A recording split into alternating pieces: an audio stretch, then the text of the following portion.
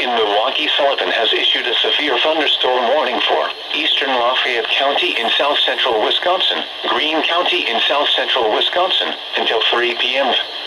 At 2:16 p.m., severe thunderstorms were located along a line extending from Apple River to near Dakota, moving northeast at 50 miles an hour. Hazard, 60 miles an hour wind gusts and nickel-size hail. Source, radar indicated. Impact, expects damage to roofs, siding, and trees.